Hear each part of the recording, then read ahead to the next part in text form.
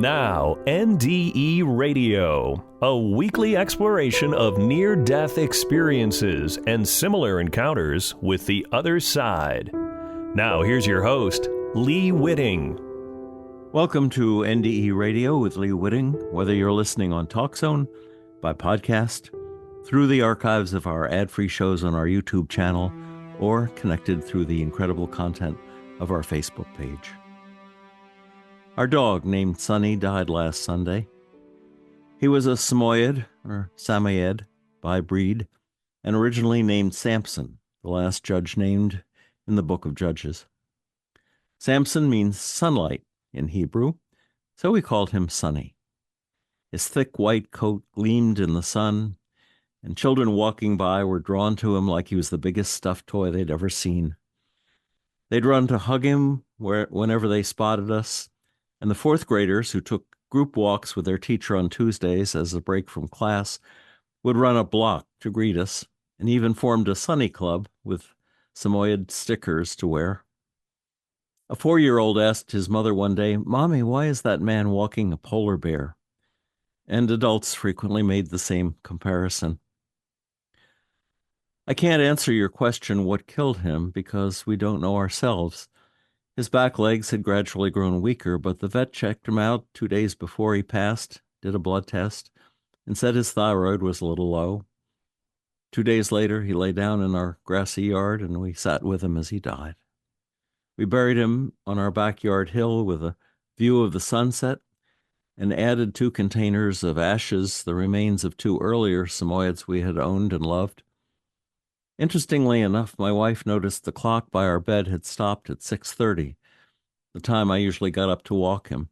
It's the clock I always looked at when Sonny barked me up in the morning, and its hands were frozen in time as if to say, "No need to walk me anymore."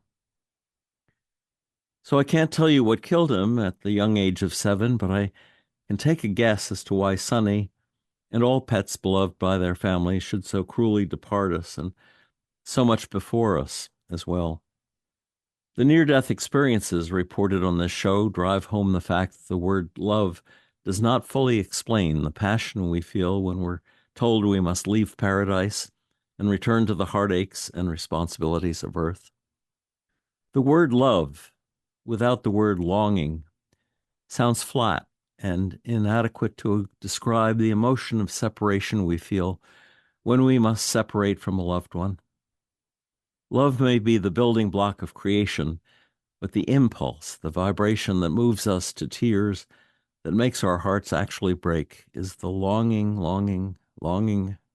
we experience when we are separated from the light of God or the light in a loved one's eyes. Sonny's light was a part of me, and now it has departed, and I am longing once again. In 2018, when Sonny was still a puppy, he and I published a book of poetry, Dr. Doggerel Howls at the Moon, with Sonny's photo as author under the pen name Dr. Doggerel. Poetry is actually too fancy a word to describe the contents. It's actually doggerel, which is why I held Sonny, my alter ego even then, as my irresponsible accomplice. At Sonny's direction, I wrote the introduction, and I thought I might read that today, along with some opening rhymes as a tribute to Sonny, Dr. Doggerel. And this was the foreword to Dr. Doggerel. When Dr. Doggerel asked me to write a foreword to this book, I must admit I was a bit concerned. After all, some of the ideas he has captured in his poetry have been the subject matter of my sermons, and we know what trouble sermons can cause. Dr. Doggerel insisted, however, and so here I am. It must be said that while politics and religion represent different disciplines with different goals, conscience and corruption can play a role in both. About Dr. Doggerel, what can I add to the sentiments expressed quite clearly in the poetry that follows? The dog participated, as I did in the protest movements of the 60s and in the environmental concerns that followed. He is angered as well by the powerful class system that has reared its ugly head in the present day. The survival of any democratic system depends on many things, the goodwill and fair play of leadership, a balance of powers among the branches of government, a system of honest elections, a body of law that is even-handed and enforced without corruption, and an independent press.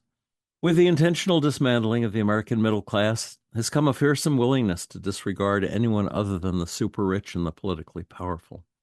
Dr. Doggerel has recognized their intention to end democracy, middle-class values, and free speech. And while the brief opportunity for free speech remains, the dog intends to speak his mind through his art with the hope that others will follow his paw prints.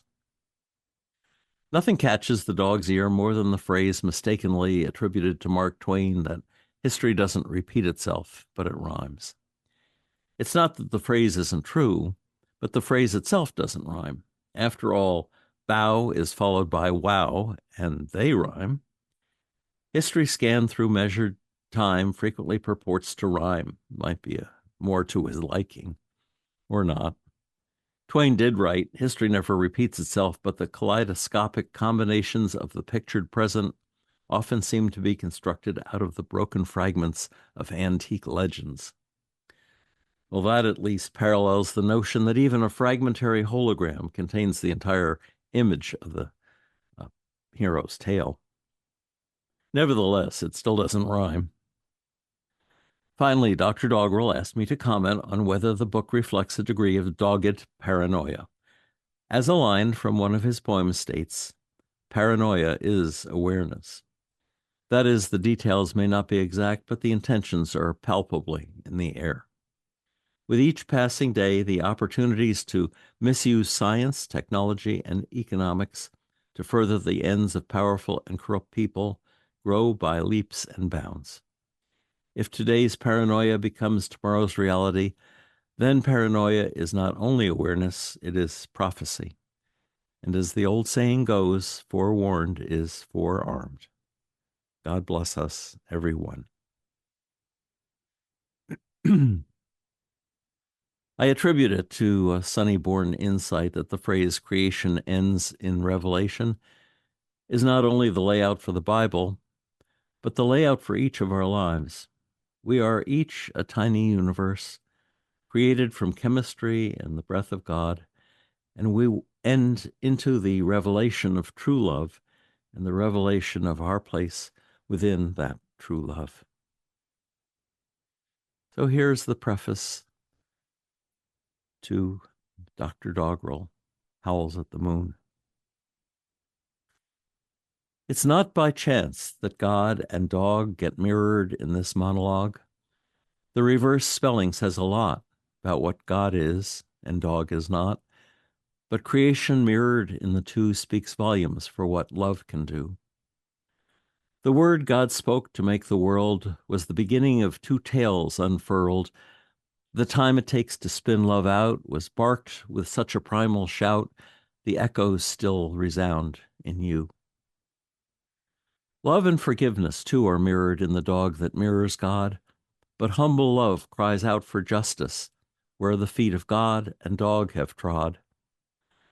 Cruelty and selfishness, bodies starved and hopeless, yes, for lack of love, though love abounds, the corporate thugs who shoot the rounds of hate discharged for monetizing, of racial slurs for categorizing, the slaveries and cruelties that free choice enemies decree wound the heart of God and me.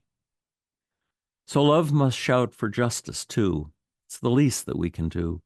The most as well for humble dogs who yearn for freedom while our paws are tethered in these moral bogs. Our brothers and our sisters, too, are prisoners in a human zoo. We're handing all the keys to fools who prance and preen and set the rules for if and when we eat and sleep. The children, too, must beg and creep for fear of waking up the beast that cries for blood to be released. God's love, reflected in the dog, now begins this monologue. Creation leads to revelation. Are we sparks from God's fire, fallen angels sent here to repent, or DNA from the mud of Adam? Yes, you can smush it all together perhaps, but then what's the plan? Are we here to merge back into God? Here to earn our way back to the angelic realms? Or here to restore Eden? We are Humpty Dumpty Adam, fallen off the wall, split 8 billion ways from ever. So it might prove important to examine the pieces. Are we right or left-brained, fractals or holograms, cellular or spiritual or both? And if both, then where should we put the effort in this assignment we've been given? As a beginning, the dog rhymes the Genesis tale. God tells Moses about creation.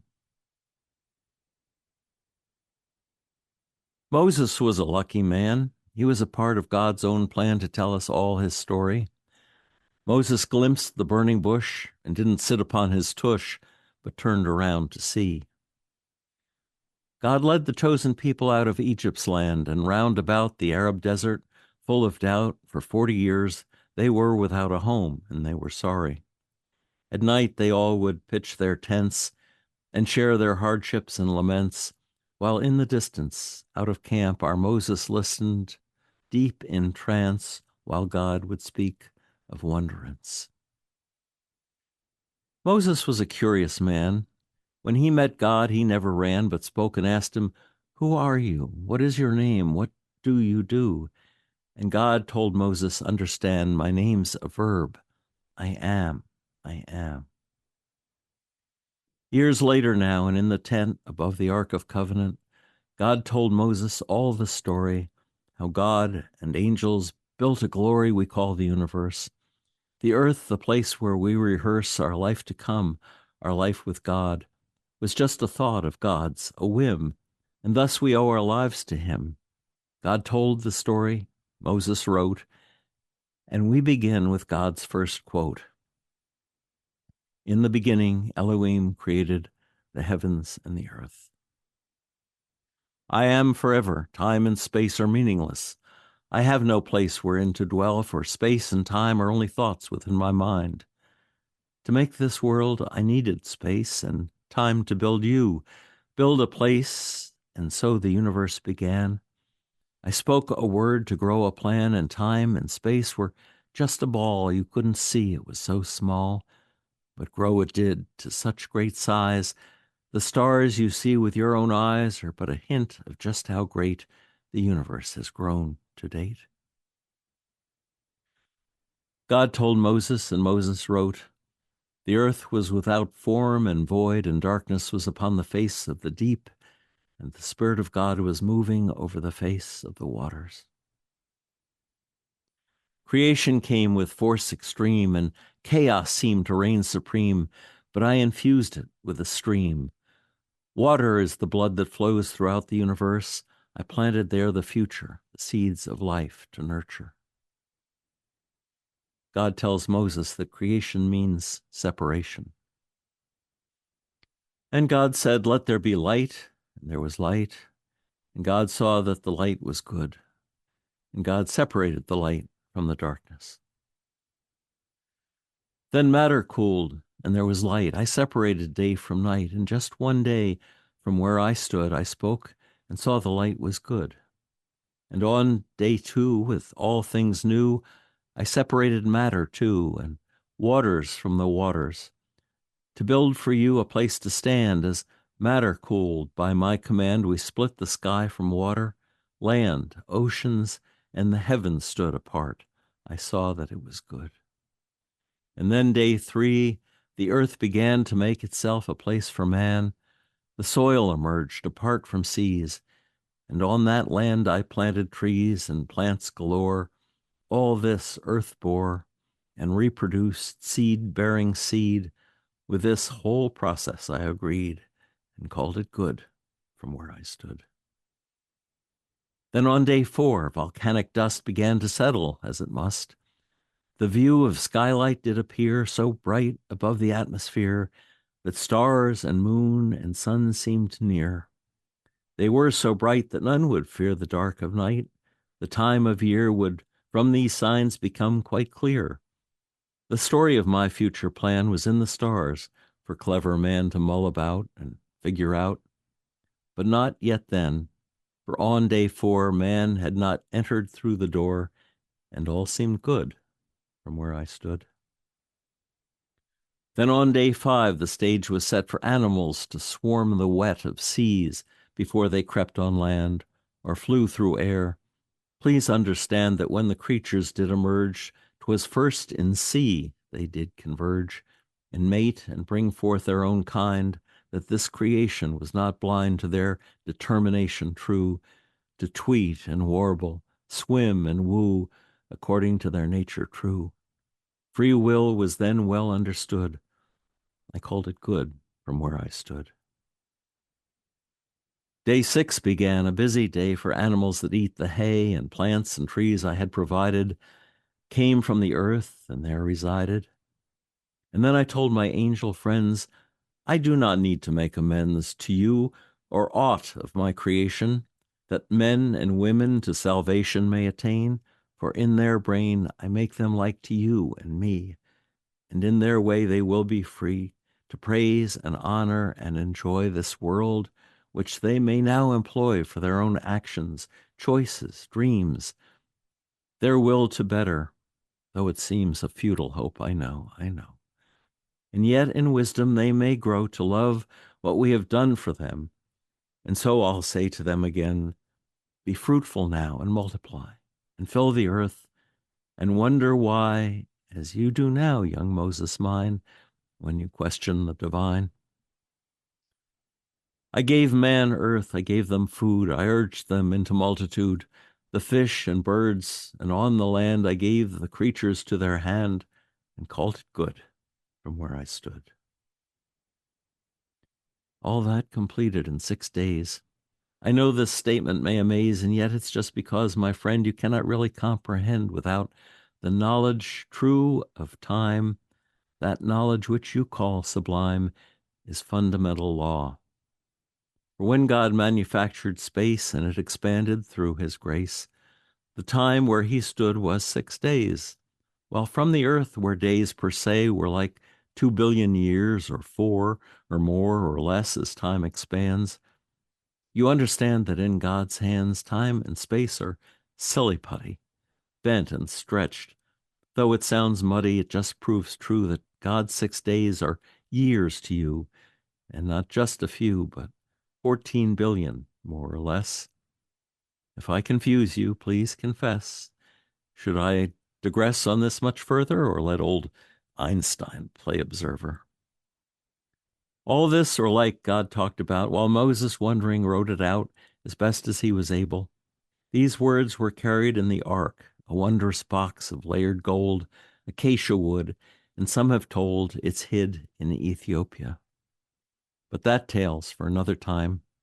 Creation was an act sublime, and so deserves a day of rest, God having done his very best.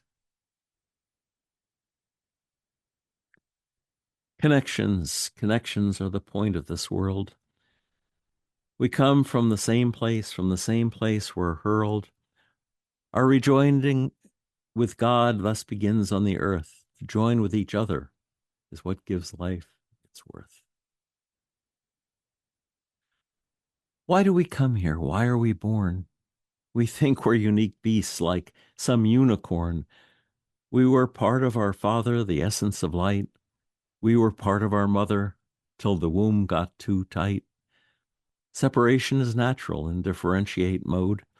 We opted for earth life, but look at the load from individualizing like crazy, making ourselves different from others as angels from elves. But our ultimate goal is not to be our own God, but to reconnect here, to reach out through the fog, to relearn connection, to merge back again, to love and connect with the other, our friend. Hell on earth is all ego and proud separation. Heaven is touching, a reuniting vacation. From the ego that brought us down here from the start, we thought we'd be better by falling apart. Thence anger, frustration, and war and revolt. We wanted to fly, but for the most part, we molt. So talk to your neighbor, visit a friend, be good to your family, And when we face the end, we'll go into the light, not into the dark. Find God in a hug and your heart in the lark. This past spring, Sunny, that is, Dr. Doggerel, was still a happy, romping critter full of life and joy. So I thought I would read now Dr. Doggerel's Rite of Spring. Awake now from his bed of pain, where Dr. Dog has snoozing lain, until the call of spring revived him, until the pack which first reviled him kindly led him home again. He promises he won't complain about the politics of now, gadzooks, good grief, and holy cow. That path a well-worn ditch became. Depression weighed on Doggerel's brain, causing him loudly to complain. But now 'tis spring, and sprung he has a bounding critter, sniffs new paths to wander e'en more philosophic. Instead of passing, he'll now drop kick theories spiritual and mellow. He'll be a far more pensive fellow, reflecting both his age and wisdom, and inviting those to say he is dumb. But meanwhile, let's consider spring, that marks the start of summering, at least in fertile mindsets stewing, in fields and woods where fecund brewing makes the greens of life appear, makes the snows retire in fear from what the sun is doing to it. The sun's come back. The snow says, screw it. So through the mud we're now cavorting, and dodging potholes we're now sporting. A swerve it takes to miss the bucket. Our car springs fail, and we scream, snug fit, observing how our tire just fit in that small cavity or pit that punctured our balding patch of rubber, makes us one sad, sad landlubber. But joy, oh joy, let us exude, even while the inner tube is being installed to get us going. The grass, you ass, is greenly growing, and nature sings out loud and clear. There's nothing here for you to fear at this propitious time of year. Above all things be glad and young, quoting E. E. Cummings, cheek in tongue. And let us now praise famous men like Dr. Dog, sprung from his pen to go and water on the flowers and while away the many hours with rhymes cavorting like the deer through fields and woods without a tear. So Sunny has now come into his own revelation. I hope by sharing a bit of his life and love with you, you'll bear with me while I express my own belief that he and I will meet again, and nothing expresses that better than the anonymously authored poem called Rainbow Bridge. Just this side of heaven is a place called Rainbow Bridge. When an animal dies that has been especially close to someone here, that pet goes to Rainbow Bridge. There are meadows and hills for all of our special friends so they can run and play together. There's plenty of food, water, and sunshine, and our friends are warm and comfortable. All the animals who had been ill and old are restored to health and vigor. Those who were hurt or maimed are made whole and strong again, just as we remember them in our dreams of days and times gone by. The animals are happy and content, except for one small thing. They each miss someone very special to them who had to be left behind. They all run and play together, but the day comes when one suddenly stops and looks into the distance. His bright eyes are intent. His eager body quivers. Suddenly he begins to run from the group, flying over the green grass, his legs carrying him faster and faster. You have been spotted. And when you and your special friend finally meet, you cling together in joyous reunion, never to be parted again. The happy kisses rain upon your face. Your hands again caress the beloved head, and you look once more into the trusting eyes of your pet, so long gone from your life, but never absent from your heart. And then you cross the Rainbow Bridge together. Well, thanks for listening. If you'd like to hear this show again or any of our more than 500 archived, ad-free NDE interviews, go to TalkZone's NDE Radio site and hit the Past Shows button, or go to your YouTube channel, NDE Radio with Lee Witting, where you can subscribe to and comment on the complete NDE Radio library. And be sure to check out our NDE Radio Facebook page. Just search NDE Radio with Lee Witting on your Facebook app. And listen next Monday, 11 a.m. Eastern at TalkZone for more NDE Radio. I'm your host, Lee Witting, saying thanks for listening.